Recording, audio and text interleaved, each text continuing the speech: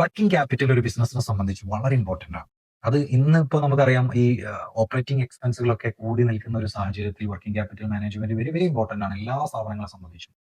Finance എന്ന് പറഞ്ഞാൽ ഒരു ബിസിനസിന്റെ ലൈഫ് ബ്ലഡ് ആണ്. നമ്മളിപ്പോ ഒരു ഡോക്ടറെ അടുത്ത് പോകുമ്പോൾ ഡോക്ടർ പറയും ബ്ലഡ് ടെസ്റ്റ് ഒന്ന് ചെയ്യാം, പിന്നെ അതുപോലെ ഒന്ന് സ്കാൻ ചെയ്യാം ഹെൽത്ത് ചെക്കപ്പിന്റെ ഭാഗമായിട്ട്. അതുപോലെ ബിസിനസ്സിൽ ഫൈനാൻഷ്യൽ ഹെൽത്ത് എത്രത്തോളം ഉണ്ട് എന്ന് പരിശോധിക്കാൻ വേണ്ടി കുറേ മാർഗങ്ങളുണ്ട്. അതിൽ ഏറ്റവും ബേസിക് ആയിട്ടുള്ള ഒരു മാർഗമാണ് ratio analysis.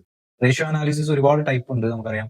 Liquidity ratio, solvency ratio, പിന്നെ അതുപോലെ പെർഫോമൻസ് റേഷ്യോ, പ്രോഫിറ്റബിലിറ്റി റേഷ്യോ, അങ്ങനെ കുറെ ടൈപ്പ് റേഷ്യോസ് ഉണ്ട്.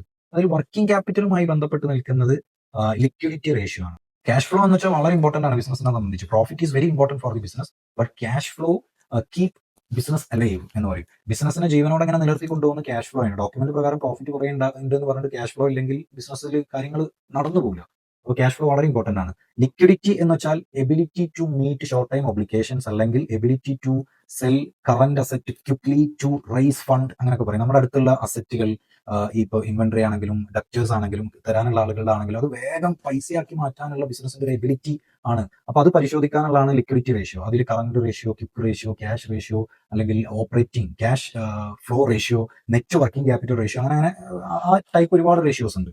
അതിൽ കറന്റ് റേഷ്യോയിൽ നമ്മൾ current asset divided by current liability എന്ന് വെച്ചിട്ട് നമ്മുടെ കയ്യിലുള്ള അസറ്റുകൾ ബാധ്യതയുടെ എത്ര ഉണ്ട് എന്നുള്ളത് പരിശോധിക്കുന്നതാണ്. അപ്പൊ അതിന്റെ ഒരു ഹെൽത്തി പൊസിഷൻ 2:1. അപ്പൊ ഇത് ഈ കറന്റ് റേഷ്യോ പരിശോധിക്കുമ്പോൾ 2:1 മുകളിലാണോ താഴെയാണോ എന്ന് നോക്കിയിട്ട് നമ്മുടെ ഹെൽത്തി ആണോ അല്ലെങ്കിൽ ഡേഞ്ചർ സോണിലാണോ എന്നുള്ള രീതിയിൽ നമുക്ക് പരിശോധിക്കാൻ പറ്റും. പിന്നെ അതുപോലെ തന്നെ ക്വിക്ക് റേഷ്യോ എന്ന് പറഞ്ഞാൽ ability to meet short time obligation using most liquid asset എന്ന് പറയും. അപ്പൊ എന്ന് പറഞ്ഞാൽ ഈ കറന്റ് അസറ്റിൽ തന്നെ പെട്ടെന്ന് പൈസ ആക്കാൻ പറ്റുന്നതല്ല എല്ലാ അസറ്റ്. ഇപ്പൊ ഫോർ എക്സാമ്പിൾ നമ്മുടെ ഇൻവെന്ററി ഇന്ന് വിചാരിച്ചാൽ നാളെ തന്നെ വിറ്റ് പൈസ ആക്കാൻ പറ്റില്ലല്ലോ. അപ്പോൾ ഈ അത്തരം കാര്യങ്ങളൊക്കെ ഒഴിവാക്കി ഇൻവെന്ററി, അതുപോലെ പ്രീപെയ്ഡ് എക്സ്പെൻസ് പോലുള്ള കാര്യങ്ങൾ ഒഴിവാക്കിയിട്ട് നമ്മൾ ബാക്കി വരുന്ന അസറ്റിനെ ലയബിലിറ്റിനെ കൊണ്ട് കമ്പയർ ചെയ്യുമ്പോൾ എങ്ങനെയാണ് അതിന്റെ ഒരു പൊസിഷൻ നോക്കും. അത് 1:1 ആണ് അതിന്റെ ഒരു നോർമൽ പൊസിഷൻ എങ്കിൽ ഒരു ഹെൽത്തി പൊസിഷൻ ആണ്. കാരണം അതിന്റെ താഴെയാണോ മുകളിലാണോ നോക്കും. ഇനി ക്യാഷ് റേഷ്യോ ഉണ്ട്.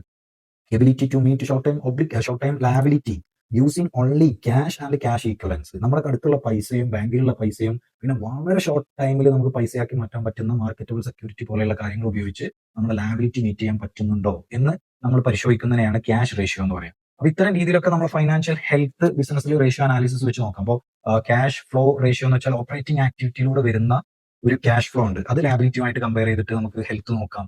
അപ്പോൾ ഫൈനാൻസ് ലൈഫ് ബ്ലഡ് ആണെങ്കിൽ റേഷ്യോ അനാലിസിസ് എന്താണ്? Just like blood test, part of the health checkup, അങ്ങനെ നമുക്ക് കാണാൻ പറ്റും. അപ്പോൾ ഇതൊരു ബേസിക് ആയിട്ടുള്ള കാര്യങ്ങളാണ്. അപ്പൊ ഇത്തരം കാര്യങ്ങൾ ഒക്കെ എന്താ പറയാ നമ്മൾ അറിഞ്ഞു വെക്കുന്ന എന്താണ് അല്ല